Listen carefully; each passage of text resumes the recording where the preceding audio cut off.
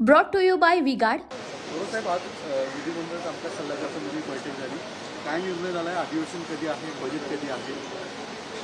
27 तारखेला अधिवेशन सुरू होतं आहे. खरं गुरुवारचा दिवस आहे, आठवड्याच्या मध्येच सुरू होतं आहे आणि त्यानंतर अधिवेशन 12 तारखेपर्यंत चालणार आहे. त्यामध्ये शनिवार रविवार अशा 2 सुट्ट्या सुद्धा येत आहेत.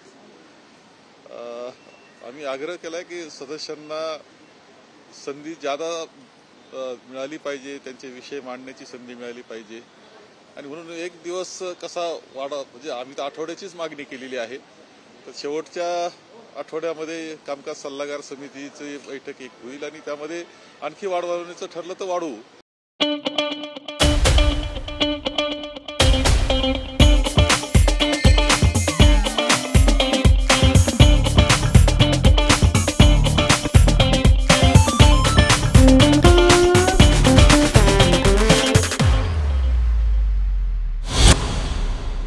अशा प्रकारचं सुद्धा माननीय अध्यक्षांनी आम्हाला सांगितलेलं आहे.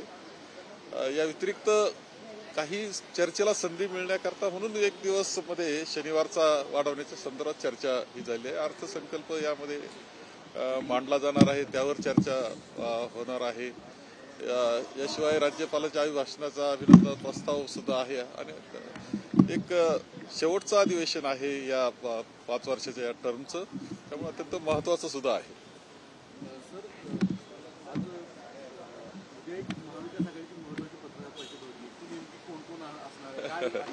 नाही, मला आताच निरोप मिळाल्या पद्धतीनं माननीय शरदचंद्रजी पवार साहेब, माननीय उद्धवजी आणि काँग्रेसचे आम्ही उपस्थित राहणार आहोत. उद्या 2 वाजता बैठक, ती पत्रकार परिषद आहे.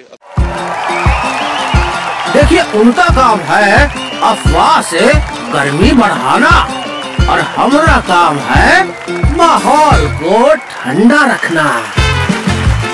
हमारा नेता कैसा हो जो माहौल को रखे ठंडा वैसा हो. अब की बार V-Guard एयर कूलर का चमत्कार असं मला सांगण्यात आलेलं आहे आणि त्याकरता मी सुद्धा स्वतः थांबलेलो आहे.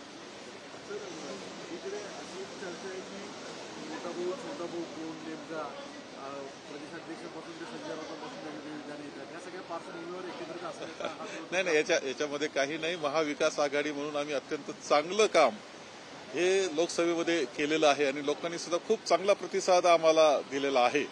यामध्ये मोठा भाऊ छोटा भाऊ हा विषय नाही. आम्ही एकत्र पद्धतीनं काम करणार आहोत.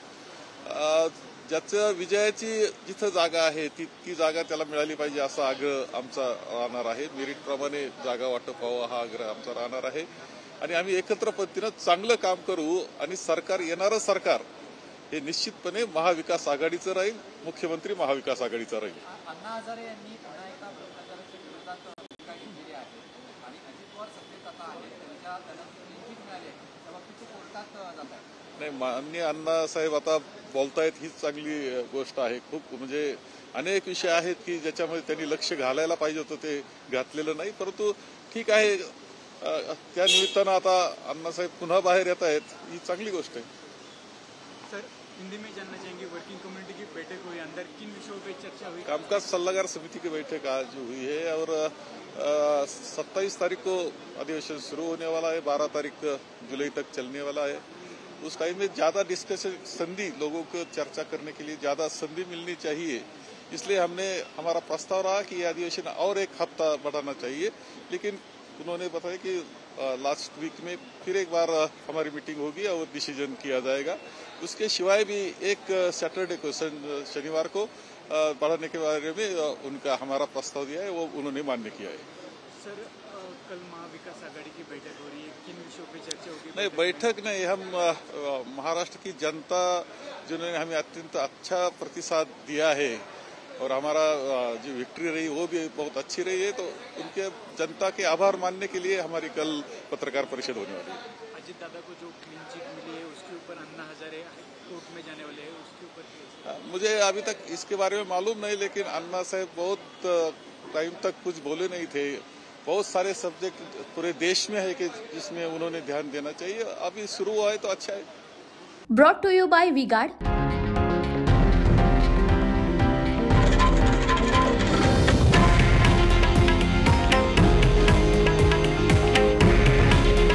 हे आहे देशातील नंबर 1 न्यूज नेटवर्क आणि आपण पाहत आहात TV9 मराठी.